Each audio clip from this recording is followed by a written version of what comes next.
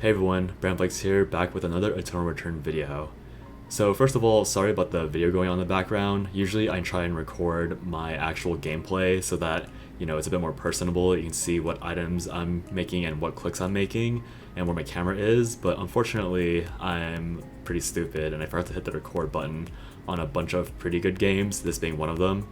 So unfortunately we'll be using the replay function to track and get the video back, which unfortunately does not have items, clicks, or really anything if I want it to look pretty. So hopefully you guys don't mind, but this video is still pretty good in terms of gameplay, so hopefully you guys still enjoy. So moving on, today we'll be talking about the characters that I think fulfill their role the best in Eternal Return. So what I mean by that is mostly like, generic roles like frontline tank, bruiser, backline mage, backline AD carry, or auto attacker, assassins, and then burst mages. I'll be pretty loose with the definition just because a lot of characters do overlap into each other due to how the game used to be solos, so characters had to do way more in their own role, but hopefully I kind of keep within those confines that I mentioned just now as I talk, because obviously I do these pretty low effort videos just because I don't have the time to make scripts, which would probably be a better idea, but unfortunately I, again, just want to get as much content out to you guys as possible because my main goal here is to try and help out as many people as possible while the game is still booming from the 1.0 release. So anyways, all of that aside, let's actually get into the real video. So the first role we'll be talking about is going to be the frontline tank. So you really have two options that are really good right now for frontline tank in my opinion, and that's going to be Elena and 11. So Elena is a character that provides a lot of crowd control. She can freeze with her spells, which stuns characters, and in the past they used to break on the first instance of damage, but with the 1.0 release they've changed it so that's a true stun instead of a freeze.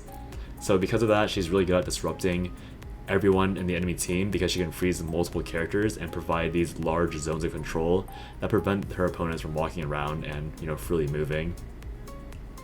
11 is a character that I think is probably a bit worse in terms of performance, but there is an 11 doing very well in career right now, so I don't want to downplay her just because she doesn't seem as good in the NA normals. She is doing well in the only region that seems to be playing seriously at the moment, so if you like 11, you like her voice actor, then she's still a very good choice. You probably just have to play her more carefully since she is pretty prone to being interrupted while she's charging up her skills, just because, again, she lost the ability to instant charge all of her skills, which she could do in the past with her ultimate.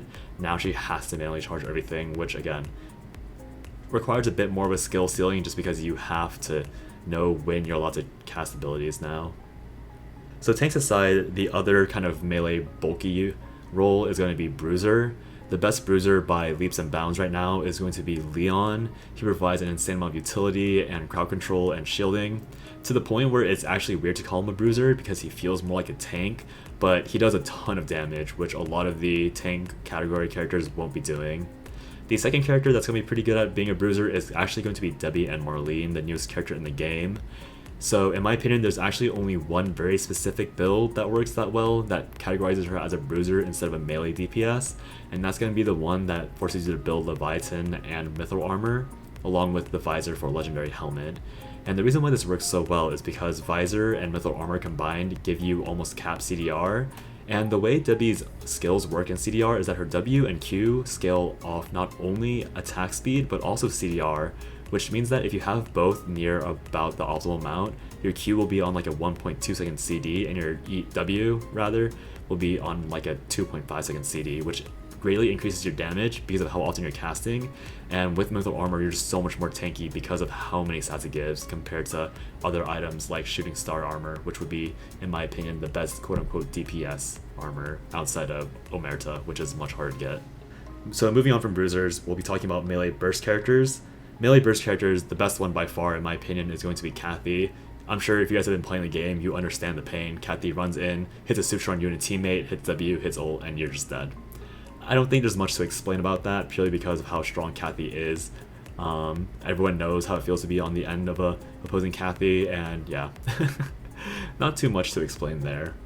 The other melee burst character, who isn't really a true burst character because of the nature of his kit, in my opinion, is going to be Echion playing Black Mamba, which is the, I think it's called VF prosthetic, that gives him more damage on auto attacks. So I do think Echion's actually better played as a tank right now, but I've played against a bunch of Echions playing this Black Mamba arm, and he does so much damage. The only issue is that he's very prone to crowd control, so in my opinion he's more of a team comp check than he is an actual good melee assassin, because if you have a good team composition, which would be anything with good crowd control and good single target burst, Black Mamba Echion is definitely bad.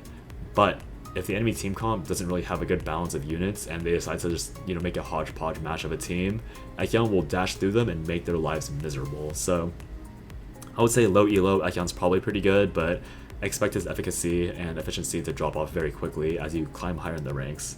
I would just stick to Cathy if I'm being honest. So now we're going to go on to the backliners. There's going to be a few backliners here. The first one I'm going to talk about is going to be Autoattacker. So Autoattacker obviously means characters that enjoy autoing.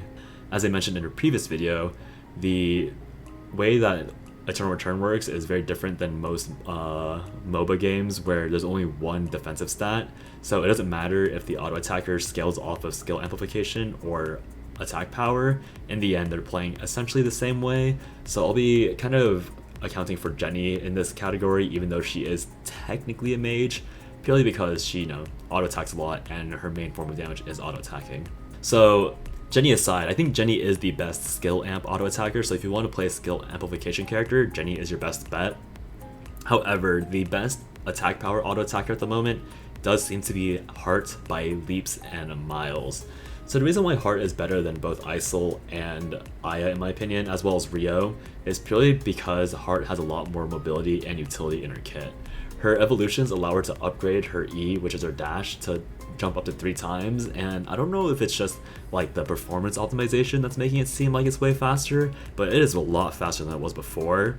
Rio obviously also does really good damage, but Rio is limited to 1 jump and 1 decent form of crowd control in her ultimate, but Hart has an ultimate that crowd controls everyone around her, so there's so much more utility in that. You can kind of like edge it so that your melee assassins can attack ranged characters without being danced, or you can just use it to help your entire team heal a little bit more and disengage and wait for cooldowns. So Hart is just so versatile. She's really good, and Nimble Neon really did her a service by giving her such powerful evolutions, even in the 1.0 update.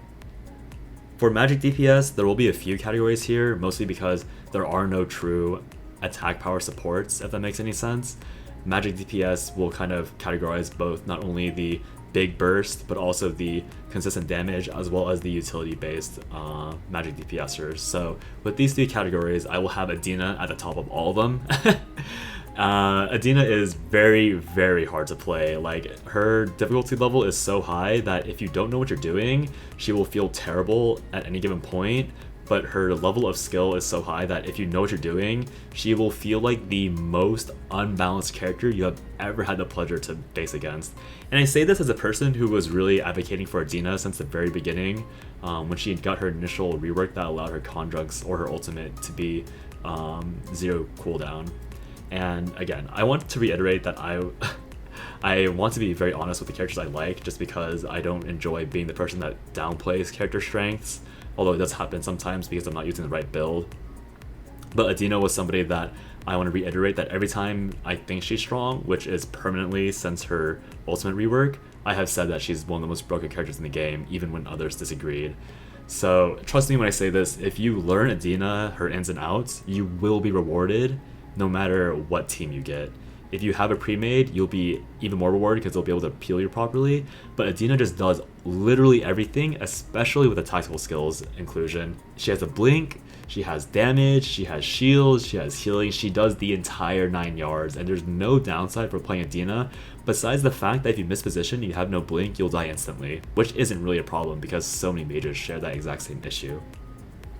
Outside of ADINA, I would say Ava is probably your best long-range burst mage, just because she's very safe and very easy to pilot, and, well, a little harder than I expected to pilot, but once you have everything down, she does do a lot of damage very quickly, and a lot of melees will underestimate that, and you can kill them in melee a lot of the time. So moving on from burst mage, I would say the best long-range consistent damage dealer is probably going to be Haze. Haze's cooldowns are pretty low, and she does a lot of damage for those cooldowns, assuming you hit them. Her rocket form is really good, and she has some pretty good self-peel with her kind of backstep and stuns. I would say that when it comes out to raw damage output, ADINA is definitely a bit just slightly lower than Haze, but again, all the utility that's stacked onto ADINA does put her cut above. But if you're looking for raw damage and raw, just like gameplay fun and fluidity, I think Haze is probably a bit better than ADINA, as much as I hate to say it, just because, again, she does have a lot more options when it comes to self-gameplay. The last character I want to talk about is a character that I've brought up a few times already, and that's going to be the magical support character. There's not really a character that is a physical support, if that makes sense, that's long range. The only characters that are really considered true supports are going to be Johan, Priya, and Theodore, all three of which scale off of skill amp, so I'll be putting them here in the skill amp category. Theodore, by far the best one. He not only does a lot of healing, he just absolutely craps out damage, as I've discussed before. So if you want to play a character that has more of a supporty vibe, Theodore is your best man, and you'll probably have a lot of fun playing him. So with all that said, I hope you guys enjoyed the video. I'll be trying to upload a bit more videos this weekend, and I will be going on vacation soon. I'll try and make a few videos that cover that up, but we'll see how that goes. So if you don't see me uploading daily for a few days, then I'm just on vacation, so don't worry too much. With all that said, I hope you guys enjoyed the video, and I'll see you guys next time. Bye bye.